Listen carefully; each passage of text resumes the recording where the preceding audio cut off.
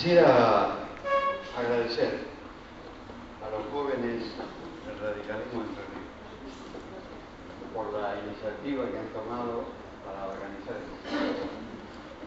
Quisiera agradecer especialmente que se hayan acordado de mí, que me hayan invitado. Quiero agradecer también la presencia de Luis Brasesco.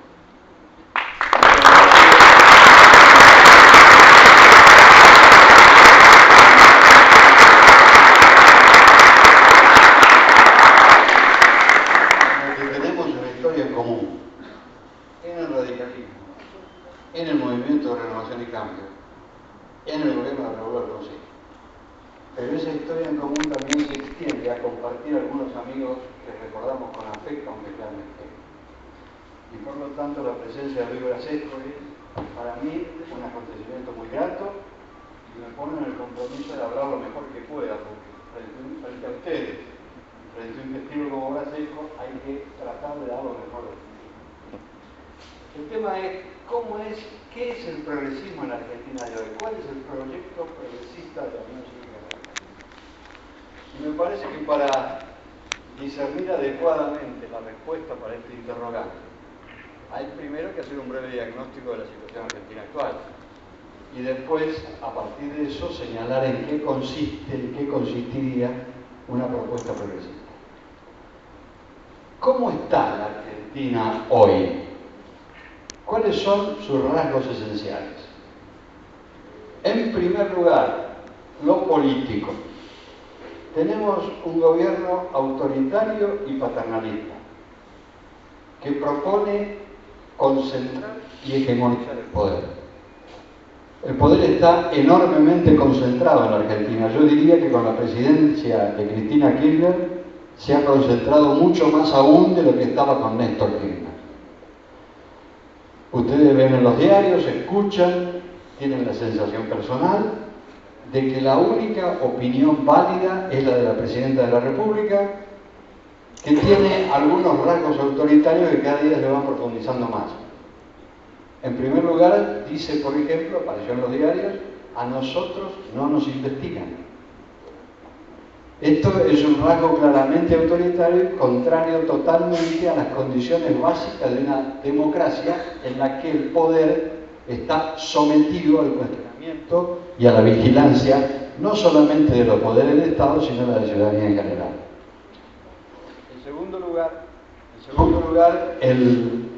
este rasgo autoritario se ejerce hacia adentro del gobierno y hacia el propio peronismo. Porque hoy el Partido Justicialista no existe como una organización autónoma.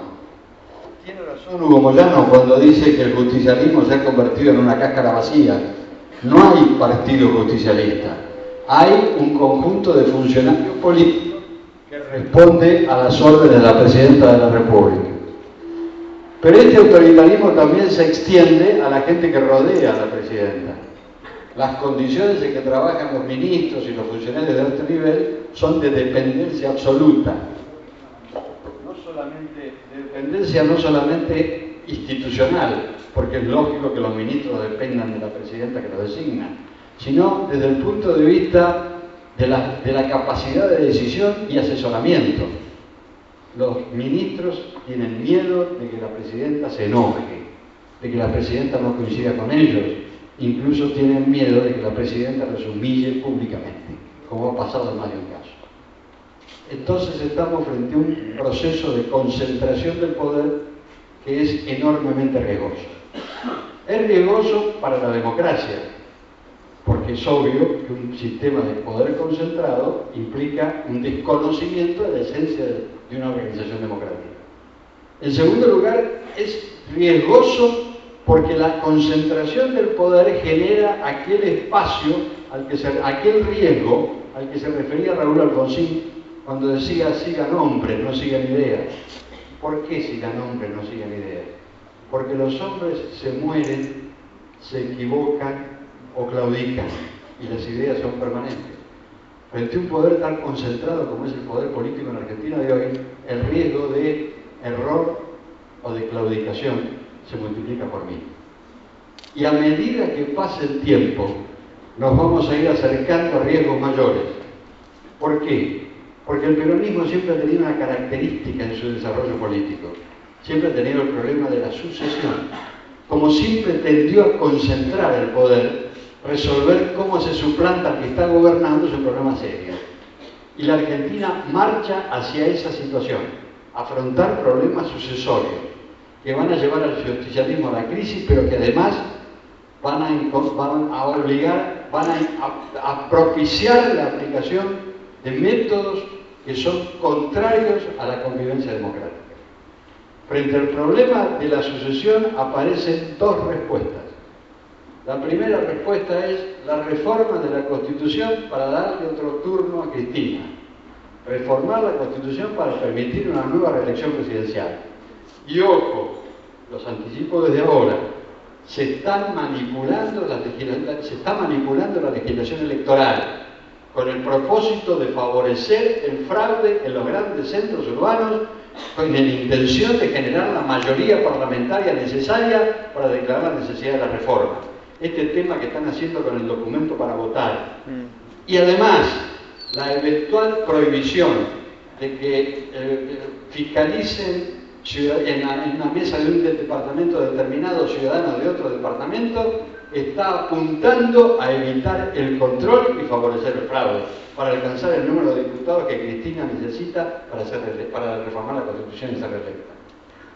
Y en segundo lugar, si la solución de Cristina no se produce, si por alguna circunstancia la reelección no se habilita, la otra salida va a ser la de la candidatura de Máximo, en una continuidad de carácter cuasi dinástico que, por supuesto, va a profundizar los problemas políticos de nuestra sociedad.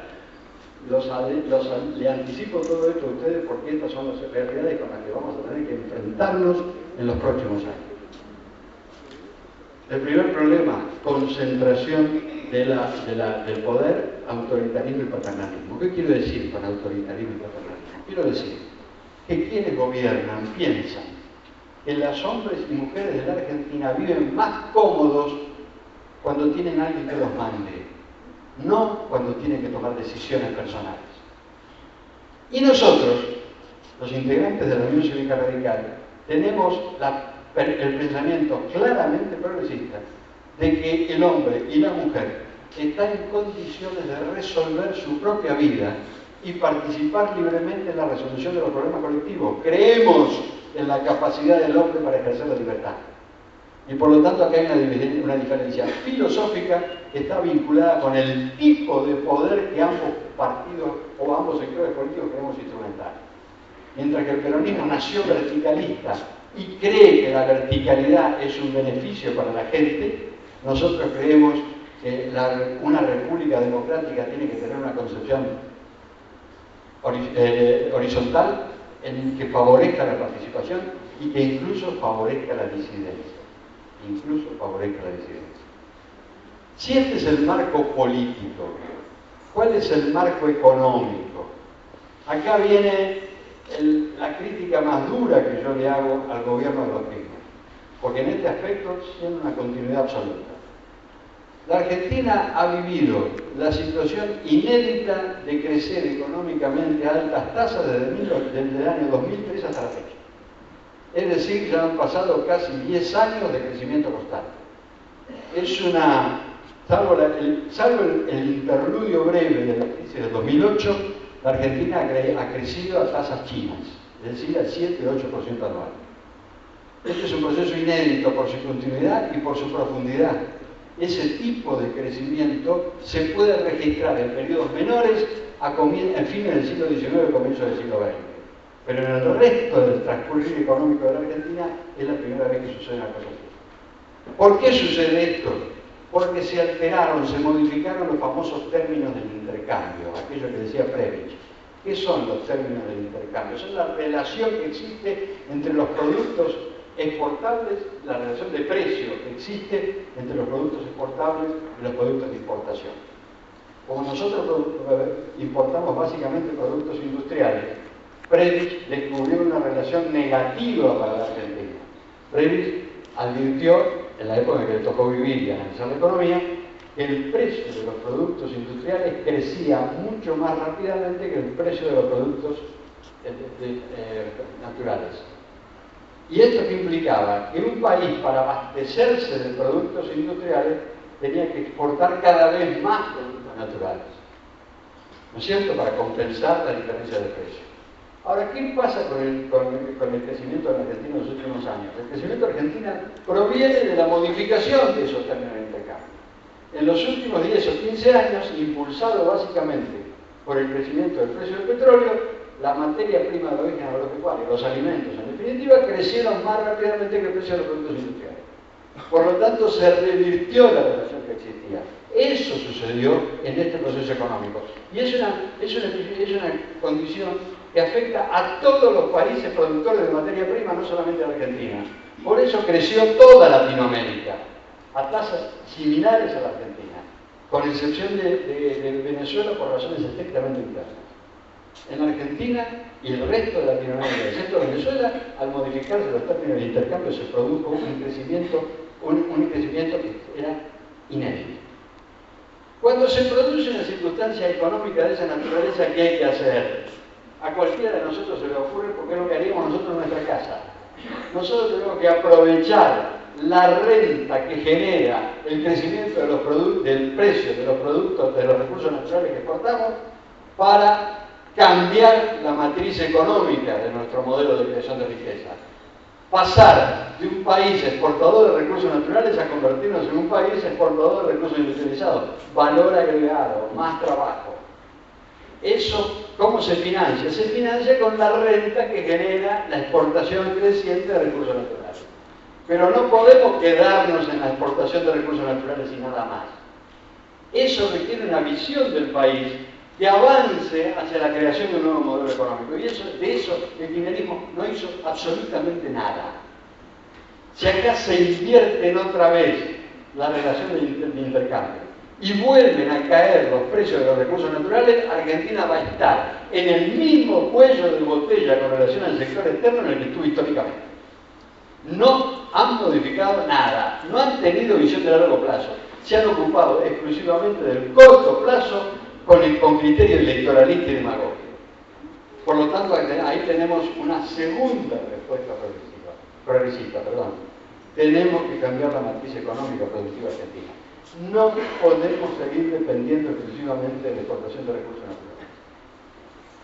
Fíjense ustedes qué paradoja. Recién tanto Fabián como Sergio hablaron del tema de IPF. Fíjense ustedes, el caso de IPF es prototípico en esto que estoy señalando. Nosotros éramos un país que se autoabastecía. A partir de Repsol nos convertimos en un país exportador de petróleo y gas. Pero ¿qué pasó? La falta de inversión determinó que esos recursos fueran disminuyendo y hoy nos encontramos con la paradoja, terrible paradoja, de que estamos exportando recursos naturales, soja y otros productos agropecuarios, para comprar recursos naturales, petróleo y gas. Y estamos peor que antes. Antes, por lo menos, nos autoabastecíamos. En algún momento exportamos. Ahora estamos vendiendo soja para comprar petróleo, que es una manifestación muy clara de que no existió un programa económico de transformación. Hay otra cuestión que nos debe preocupar, porque los diarios dicen que frente a la posibilidad de nacionalización de YPF, ya aparecía la anulación del contrato con Repsol, ya aparecieron representantes de otras empresas internacionales interesadas en negociar con la Argentina. Alguien dijo por ahí que en un hotel de Buenos Aires había 20 empresarios de distintas empresas internacionales para ocupar el lugar de Repsol. Y agregaron, algunos de esos empresarios representan los intereses de China. Yo les pregunto, señores, ¿usted cree que China va a invertir en la Argentina para sacar petróleo para que de él dispongan los argentinos? China está necesitando recursos naturales de todo el mundo y Latinoamérica corre el riesgo de convertirse en la huerta y la mina de China. Por lo tanto, la falta de una política económica de transformación profunda, de cambio del modelo, de una nueva matriz económica para Argentina es un defecto que van a sufrir las nuevas generaciones argentinas. Me interesa que lo entiendan los chicos. los muchachos jóvenes, porque esa es la Argentina que van a tener que cambiar.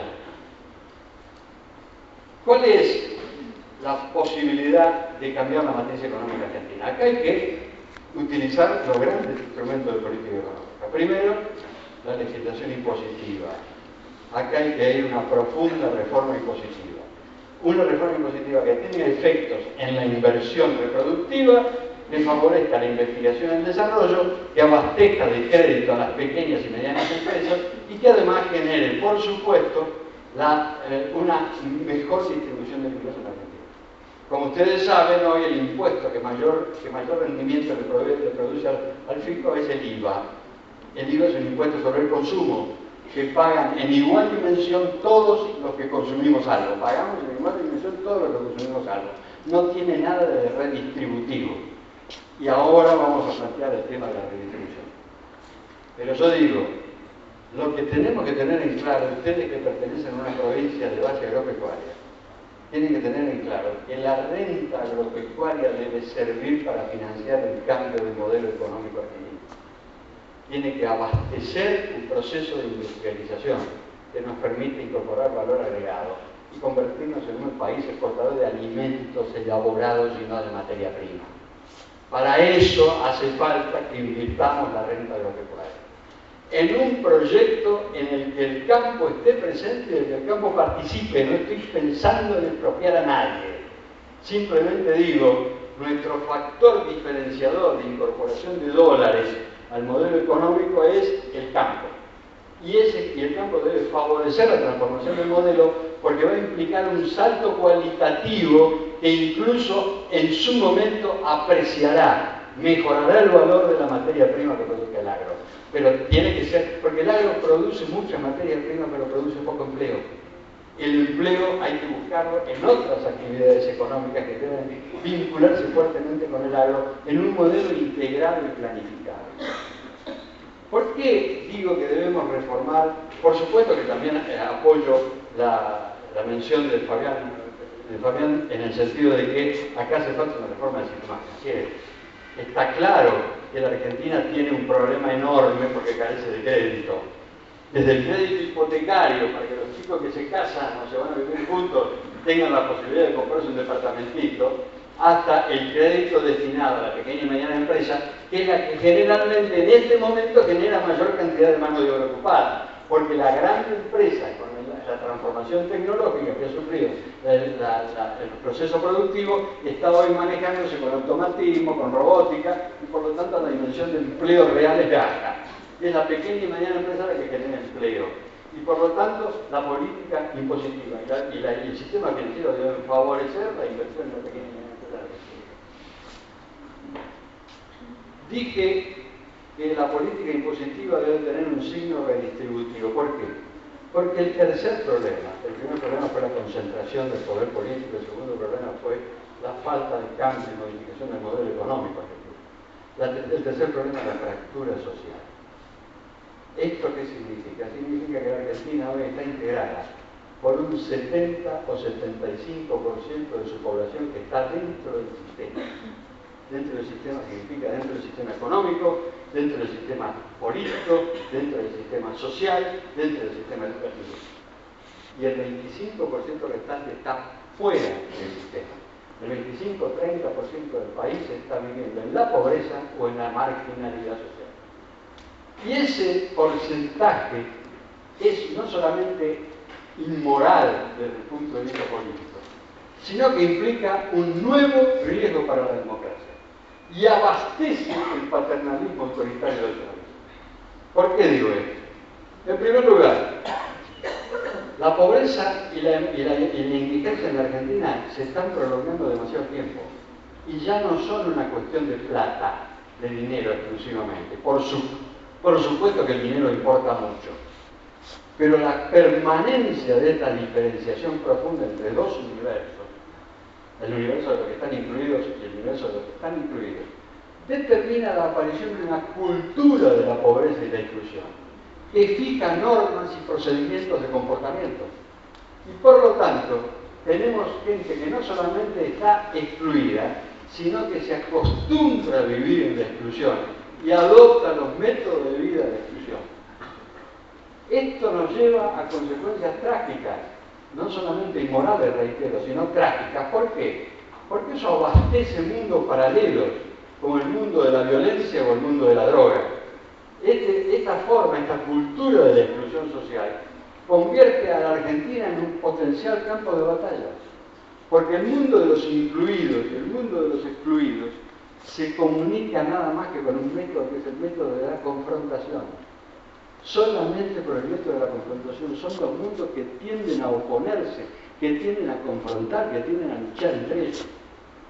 Y agrego más, cuando nosotros nos quejamos del delito en la Argentina, y nos quejamos con toda razón, porque todos nosotros, cualquiera del que esté acá, incluyendo a mí, puede contar anécdotas de lo que sufrió en términos de seguridad.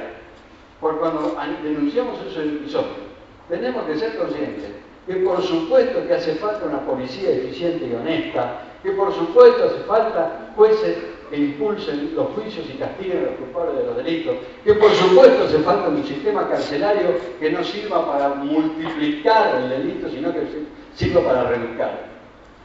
A todo eso es necesario, pero no es suficiente. No es suficiente en la medida que mantengamos un 30% de la población excluida. ¿Por qué? Porque la cultura de la exclusión genera como respuesta necesaria el rechazo del mundo legal de los que están incluidos. No sé si lo digo con claridad.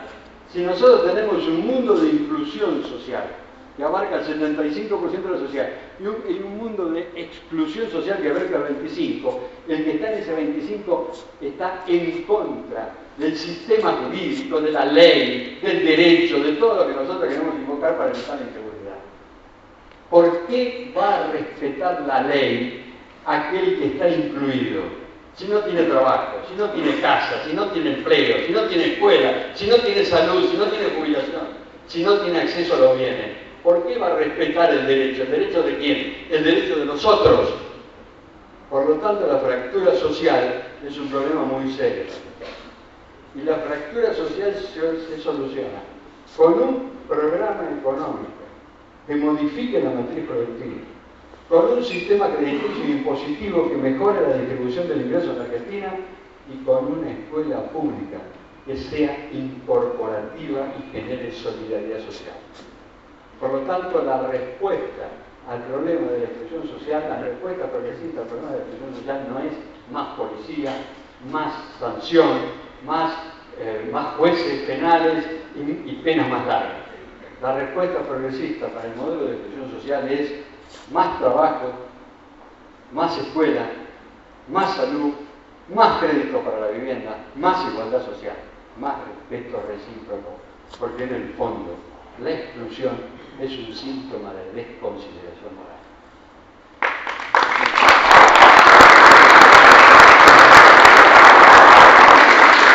Quiero agregar en este campo un ingrediente que me parece muy pesado, porque ustedes saben que la dirigencia política, además de gobernar, tiene una función de ejemplaridad social. La dirigencia política debe ser ejemplo porque está en el escenario, porque está en el palco, porque todo el mundo lo ve, porque es un punto de referencia. Las conductas de la dirigencia, no solamente la política, son conductas que se reproducen en la sociedad. Por ejemplo, nosotros tuvimos extraordinarios dirigentes que nunca ocuparon cargos de gobierno, pero tuvieron comportamientos e ideas que influyeron de manera decisiva sobre el perfil de la Argentina moderna. Si nosotros recorremos figuras como la de Levinson o como la de Larralde, nos encontramos con hombres que jamás estuvieron en el gobierno. Larralde ni siquiera ocupó en su vida un cargo público, salvo el de concejal en Avellaneda. Y sin embargo fueron decisivos para el perfil social de la Argentina, porque por ejemplo fueron los creadores del artículo 14 de Y esos hombres, junto con Arturo Illia, por ejemplo, están en el panteón de los honorables. Se han convertido en ejemplos de moralidad, de acceso al mejor nivel moral del país, de la Argentina. ¿Qué vemos hoy en el gobierno? En el gobierno vemos la búsqueda deliberada de la impunidad. Por ejemplo, no se olviden ustedes que el del tema YPF, o de la actualidad del tema YPF, ha contribuido, entre otras cosas, a tapar el tema vudú. ¿Y qué es lo que nos dice el tema vudú? De una manera grosera, que el Estado ha decidido que sus funcionarios son impunes, aún frente al peor de los delitos posibles. El peor de los delitos posibles de un funcionario es robarle al país para que está gobernando. La presidenta de la República ha dicho: a nosotros no nos investigan. El señor Vudú se ha dado el gusto de liquidar de un plumazo a un personaje histórico del camporismo, al doctor Righi. Estos muchachos que han fundado la Cámpora y que han reivindicado a una figura tan poco trascendente como fue Cámpora, estos muchachos que se han ocupado de eso y que dicen que van a cambiar el peronismo a partir de la Cámpora, han terminado sacrificando en el altar de la corrupción al único representante vivo del camporismo en Argentina. ¿Dónde está la coherencia? La única coherencia es la impunidad. Ustedes recuerdan que alguna vez un dirigente radical dijo, creo que fue Mario Lozada, alguna vez dijo: antes la tenían Evita, la reemplazaron por María Julia Sogaray. En este modelo actual, antes lo tenían el Beverly camporista, ahora la Cámpora optó por vudú. Si eso no es fomentar la impunidad, si eso no es un pésimo ejemplo social, que venga Dios y lo. ¿Cuál es la respuesta progresista para un modelo de esta naturaleza? La única respuesta progresista es que no debería. La absoluta transparencia del sector gobierno. La moralidad no como una virtud, sino como un deber. Un deber hacia el gobernado. La actitud honesta, la no especulación, la deliberada actitud de evitar toda sospecha de negocio, todo aprovechamiento del cargo público, toda búsqueda del recurso económico por vía de la manipulación de las decisiones de gobierno. Esto es fundamental para que la gente crea, para que la gente confíe. Y les digo, a la Argentina le ha venido bien el viento de cola durante los últimos 10 años. Si el viento de cola empieza a cambiar, todos estos episodios van a convertirse en trascendentales, van a precipitar sobre la realidad. Y cuando todos estos episodios precipiten, habrá que ver cuál es el tipo de conflicto que debemos afrontar. Yo no tengo ninguna duda que la necesidad de buscar ejemplos de moralidad superior es siempre una necesidad social, aun cuando mirándonos a nosotros no ya como integrantes de un partido político, sino como integrantes de un grupo humano, de una sociedad. Debamos reconocer que los argentinos tenemos tendencia a premiar al vivo, a creer en el vivo por encima del inteligente, a creer en el pícaro por encima del honesto. Esa tendencia a premiar al exitoso a cualquier precio, que se instaló y se profundizó en la Argentina con otro gobierno peronista.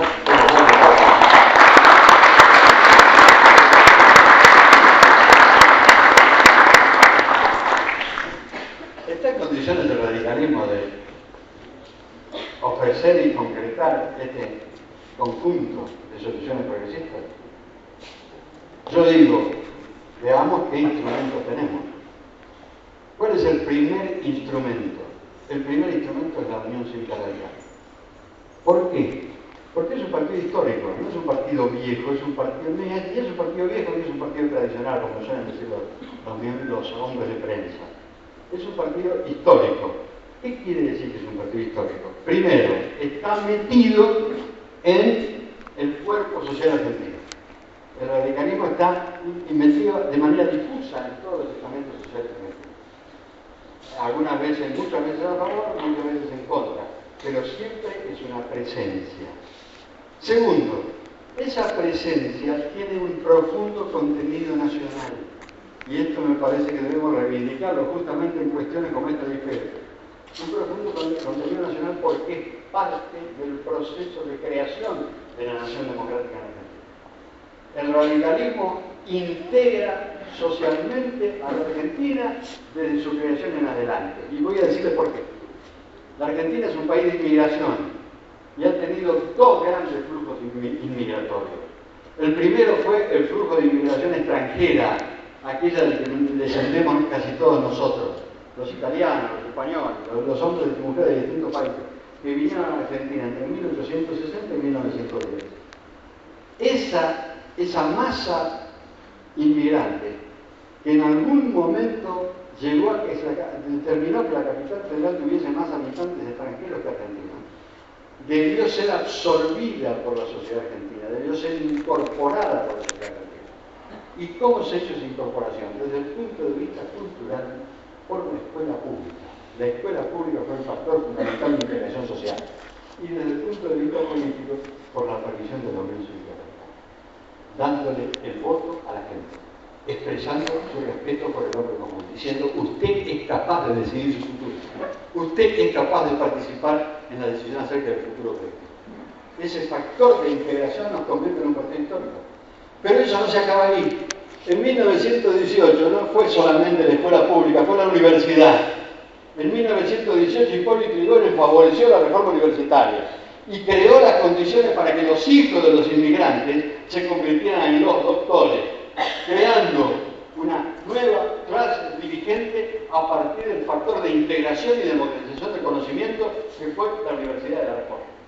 Ese es el segundo aporte fundamental de la Unión Cívica Radical para la integración nacional. Después vino el peronismo, con la segunda ola migratoria. La segunda ola migratoria ya no fue la de los extranjeros que venían a la Argentina, sino de la gente del interior que venía hacia las grandes ciudades. Esta segunda ola migratoria se produjo básicamente a partir de la crisis de los años 30. ¿Por qué? Porque la crisis de los años 30 determinó que los productos, las materias primas, los recursos naturales que exportaba la Argentina cayeran a una mitad del precio que tenían antes. Perdió el 50% de su valor la producción agropecuaria argentina. Y por lo tanto Argentina no estuvo en condiciones de importar bienes industriales que hasta ese momento importaban, porque no tenía plata, porque no tenía dólares. ¿Qué provocó esto? La aparición de una industria sustitutiva. La industria sustitutiva para reemplazar lo que no se puede importar. El peronismo es el resultado de esos dos fenómenos. No es verdad que el peronismo haya industrializado al país. La industrialización del país produjo el peronismo. Y esto hace que la segunda ola migratoria haya encontrado en el peronismo su medio de integración social. Con una industria que requería altos niveles de mano de obra, industria que ya no existe. Una industria que favorecía el trabajo en blanco y permanente, condiciones que ya no existen. Uno de los síntomas de la desigualdad social argentina no es solamente el mundo del 75% que está dentro contra el mundo del 25% que está afuera. Dentro del mundo del 75% incluido, hay algunos que están más incluidos que otros. Los trabajadores en blanco tienen jubilación, tienen aportes a la obra social, tienen beneficios sociales. Los trabajadores en negro no tienen nada. Están dentro del sistema, pero en el margen, están cayéndose. Eso es el producto de un proceso de deterioro social que la Argentina viene afrontando y que se aceleró brutalmente en la década de los 90. Entonces, fíjense ustedes las paradojas. Tenemos al primer peronismo que favorece la integración social, a la versión modernosa del peronismo de los años 90 que favorece la desintegración social. Fíjense ustedes, tenemos al peronismo que dice que el pueblo es el que gobierna, y tenemos el gobierno actual que ejerce un poder concentrado, unipersonal y hegemónico, sin siquiera tomar en cuenta el pueblo, la voluntad del pueblo. ¿Por qué no la toman en cuenta? Porque en la concepción de los que gobiernan hoy, el voto es siempre plebiscitario. ¿Qué quiero decir con esto? Cuando el voto para un radical es el instrumento de ejercicio de la soberanía popular, ponemos allá arriba al pueblo con facultad de decisión y le damos el instrumento que es el voto resuelve. En el caso del peronismo, el pueblo delega.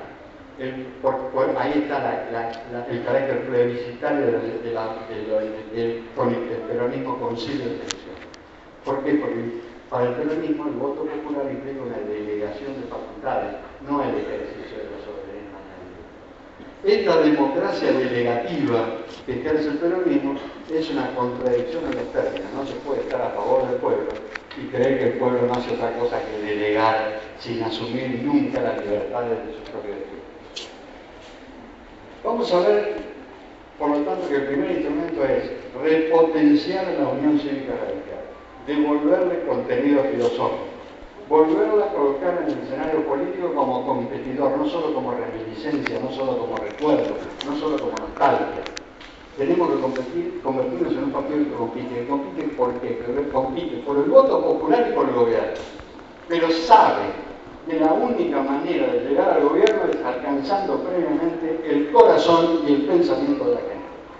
El poder no está en la Casa Rosada para un radical. El poder está en el corazón y en el pensamiento de la gente. Cuando Alfonsín llegó al corazón y al pensamiento de la gente, tuvo librado el acceso a la Casa de Gobierno. Y por eso sacó el 52% de los votos. Porque ustedes saben que los radicales promedio nunca pasamos del 25 o 30% de los votos. Si alcanzó el 52% de los votos es porque mucha gente que no era radical lo votó. Ahí estuvo el poder del bolsillo.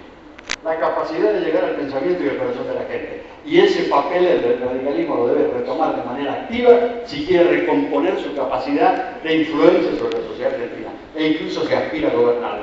No es con acuerdos, no es con pactos, no es con manejos electorales, es llegando al pensamiento y al corazón de la gente. En la elección del 2013 nosotros tenemos que ir con la boleta que diga Unión Cívica Radical.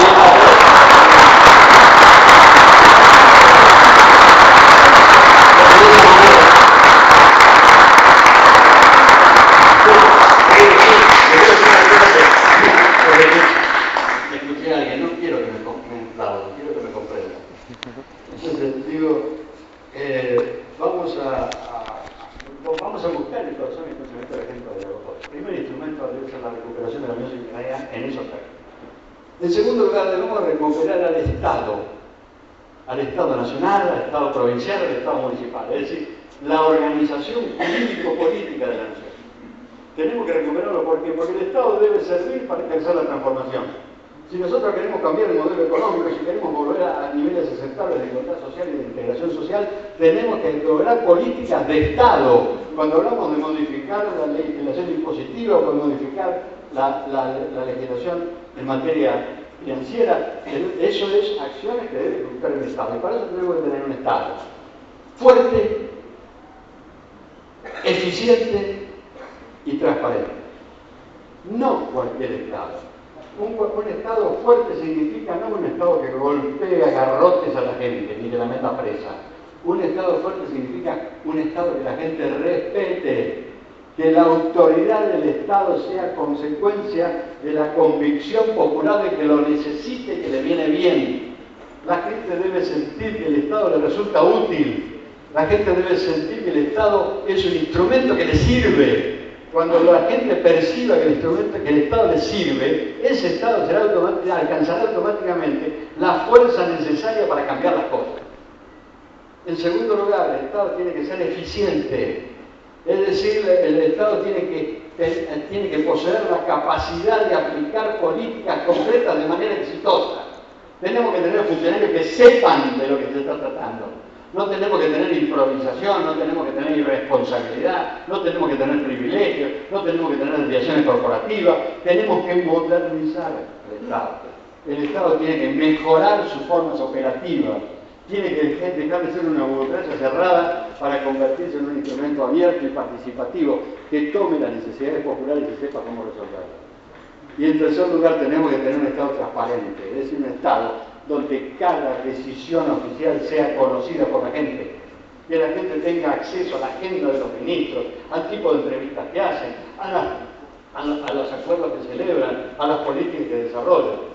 Un Estado encerrado y corporativo favorece el privilegio, favorece el enriquecimiento de los pocos, favorece la corrupción. Es una manera de alentar la corrupción. El tercer instrumento es la educación. La educación. La Unión Cívica Radical ha hecho de la escuela pública uno de sus objetivos sagrados. La identidad misma de la Unión Cívica Radical está vinculada con su presencia en la escuela pública. La escuela pública está viviendo una crisis que es de carácter estructural. Esto significa que es total, que incorpora todos sus elementos. Acá debe haber docente, no hace falta que lo diga yo. Se dice, y a lo mejor es cierto, que el presupuesto, el porcentaje del presupuesto aplicado a la educación es tal vez hoy el más alto de la historia. Dicen que están aplicando la educación el 6% del presupuesto nacional. Pero la educación está en un nivel crítico más grande que cuando le aplicamos el 3%. Por lo tanto, no se trata de una cuestión de plata, se trata de una cuestión de concepto.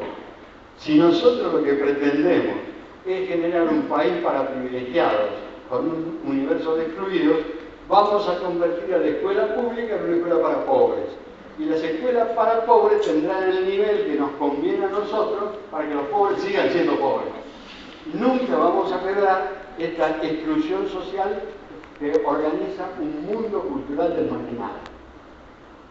Lo que está pasando en la sociedad argentina es que quienes tienen capacidad económica sienten que sus hijos van a estar mejor atendidos en una escuela privada. Y entonces la educación se está convirtiendo en un segundo factor de exclusión social, además de la economía. El radicalismo debe retomar su preocupación por la escuela pública y debe tener el coraje de decirle a los docentes que una de las razones fundamentales para recuperar la escuela pública es la recuperación del maestro, de su condición social, de su respeto social. Los maestros no son trabajadores de educación. Esa es una versión sindical del magisterio. Y yo tengo absoluto respeto por los sindicalistas del magisterio que defienden los intereses de sus colegas. Pero el concepto de trabajador está vinculado en la mente de todo el mundo con el trabajo automático, con el señor que está en una línea de producción apretando un tornillo. Y si hay una cosa distinta de eso, es la función de un maestro. Porque para el maestro cada alumno es un universo distinto, no se trata de apretar siempre el mismo tornillo. Recuperando el prestigio social y la función del maestro, damos un paso importante para recuperar la escuela pública. Y por último, el último instrumento, la honestidad, la recuperación del sentido moral de la acción pública. ¿Por qué digo esto? Porque yo no estoy pidiéndole a la gente que sea buena, simplemente para que vaya al cielo, como lo haría un sacerdote. Yo no quiero que todos vayamos al cielo, pero estoy pensando en la manera de vivir en la tierra. Y en la tierra, la democracia implica un sistema de convivencia también. Convivir. Este es un concepto muy viejo. Había un pensador del siglo XVI que se llamaba Tucio, que alguna vez dijo que la política es una simbiótica. Tucio quiso decir que la política sirve para organizar la convivencia. La democracia política sirve para organizar un cierto tipo de convivencia. La convivencia donde todos somos iguales y todos somos libres. Ese tipo de convivencia requiere confiabilidad moral, porque nosotros podemos estar acá sentados uno al lado de otro, porque sabemos que el que tenemos al lado no nos va a pegar, no nos va a escupir ni nos va a robar. Si nosotros estuviéramos dudando acerca de eso, si pensáramos que el de al lado nos puede escupir, nos puede robar, nos puede pegar, no estaríamos sentados al lado, nos levantamos y nos vamos, obviamente. Dejamos de convivir. Si en la sociedad no hay niveles de moral adecuados, la convivencia se vuelve imposible. Nosotros vamos a tener una convivencia difícil, ya la estamos teniendo, como consecuencia del mundo de marginalidad que se instalaba en la Argentina. Si dejamos que el gobierno nos siga proveyendo de ejemplos inmorales constantes, si dejamos que el gobierno siga favoreciendo la impunidad, no vamos a poder convivir los argentinos porque vamos a desconfiarnos de todo. Y entonces cualquier tipo de convivencia será imposible. Estos son los caminos. El partido, el Estado, la educación, los conceptos morales. Esta es la solución para nosotros. Por supuesto, alrededor de esto hay multitud de otras razones, de otros programas, de otros proyectos, que los complementan y los aseguran. Pero me parece que ahí, de acuerdo a lo que yo sostengo, ahí está la columna vertebral de nuestra propuesta progresista. ¿Cómo se logra ponerla en marcha? Y logrando la adhesión de la gente. Nosotros tenemos una dificultad enorme, vamos a tener que militar mucho, mucho, porque estamos repechando una cuesta. La crisis del 2001, que la gente le adjudica a la Unión Cívica Radical, exclusivamente aunque compartieran su gobierno, fue un factor determinante de pérdida de confianza social en el sistema político y particularmente en la Unión Cívica Radical. Demasiada gente piensa que el radicalismo no sirve para gobernar. Demasiada gente piensa que el radicalismo no sabe especialmente gobernar económico. Demasiada gente piensa que el peronismo es el único partido capaz de gobernar. Demasiada gente piensa que el peronismo, además de ser el único partido capaz de gobernar, está en condiciones de impedir que gobiernen los demás. Nosotros tenemos que demostrar a la gente que esto es falso, que nosotros tenemos los hombres que pueden gobernar, que tenemos los técnicos que tienen el pensamiento adecuado para gobernar y que tenemos los liderazgos que son capaces de gobernar desde el plano de la mayor profundidad moral y la mayor eficiencia operativa. Me parece que por ahí pasa la cosa. Me parece que debemos ser optimistas además, porque estas son dificultades muy grandes. Pero cuando yo tenía la edad de estos chicos y empezaba a ir a la Universidad de Buenos Aires, decir que uno se dedicaba a la política y decir que uno era radical no provocaba desprecio, provocaba algo peor que desprecio, provocaba risa. Yo tenía vergüenza de decir que era radical, porque mis compañeros de la facultad me miraban como si yo tuviera un bicho raro, de qué planeta descendió. ¿Por qué? Porque la gente despreciaba la democracia, porque la habían convencido de que la democracia era una mera formalidad, que la democracia no servía para nada, que era un conjunto de leyes, de formas, de recursos, que le importaba básicamente a los políticos, porque en definitiva los políticos vivían de eso. Pero ¿qué pasó? Después vino la realidad. Y la realidad fue la represión indiscriminada de la década de los 70 y fue la guerra de Malvinas. Y cuando la realidad cayó como un piano sobre la cabeza de los argentinos, se dieron cuenta los argentinos que la democracia era una forma de vida, no solamente una formalidad jurídica, y que lo valioso de esa forma de vida eran los límites que le ponía al poder. Porque si no, el poder ilimitado se convertía en un poder absolutamente peligroso.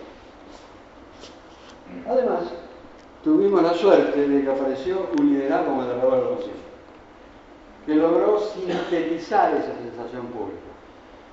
Yo recién les recordaba a los chicos que cuando yo tenía la edad de ellos iba a la facultad y decía que era radical, la gente se reía de los compañeros se reían de mí.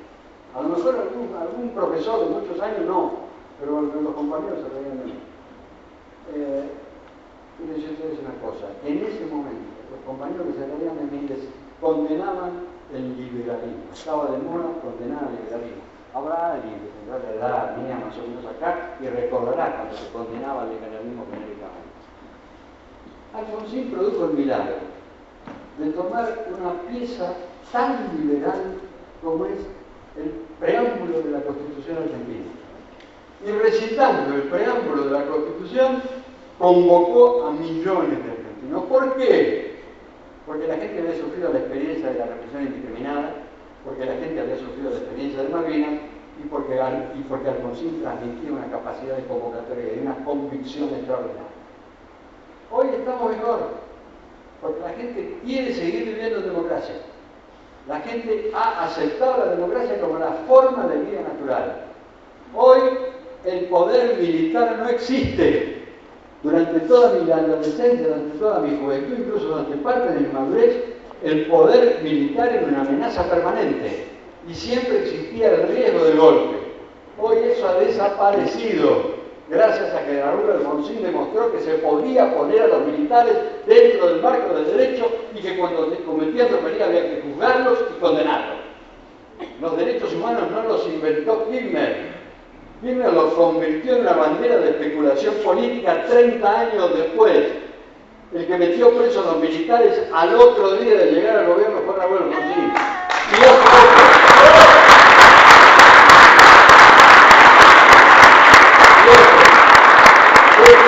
lo conozco bien, porque yo fui el primer presidente de la Comisión de Defensa de la Cámara de Diputados en 1983, y porque Alfonsín me instruyó. Salí al otro día que me dijeron a recorrer cuarteles. Y los militares que estaban en los cuarteles eran los mismos que habían estado reprimiendo hasta el 9 de diciembre. Ahí había que correr al león, en la selva, no cuando estaba enjaulado. Y ese es el mérito histórico de haberlo conseguido. Con esa convicción, con esa fuerza moral, con esa capacidad de militancia política, tenemos que reflejar la cuesta de nuestro desprestigio, que existe, que es profundo, pero que estamos en condiciones de superar. Yo les digo, amigos, esto lo tenemos que hacer por nosotros mismos, porque nosotros vivimos en este país, no nos vamos a ir, seguimos y seguiremos viviendo en este país, porque dependemos de este país para nuestra calidad de vida, porque queremos este país, porque lo amamos profundamente, pero fundamentalmente, porque en este país están nuestros hijos y nuestros nietos. Y por lo tanto, una condición de un ser humano consiste en pensar en el futuro, aun cuando ese futuro no lo involucre. En la Avellaneda había un dirigente político que se llamaba Roberto Pena, que fue un muy buen dirigente político. Una vez me crucé con Roberto Pena en la plaza de Avellaneda y estábamos charlando en una esquina y de repente pasa otro radical por ahí. Y Roberto Pena me golpea radical y me dice, ese es un buen radical. ¿Por qué es un buen radical? Porque planta el árbol sabiendo que no va a haber otro, sabiendo que no va a haber otro. Es decir, tiene noción de la continuidad, está trabajando para las generaciones que van a venir. Nosotros tenemos que ser eso, amigos. Nos defendemos nosotros mismos y defendemos el futuro de la Argentina. Muchas gracias.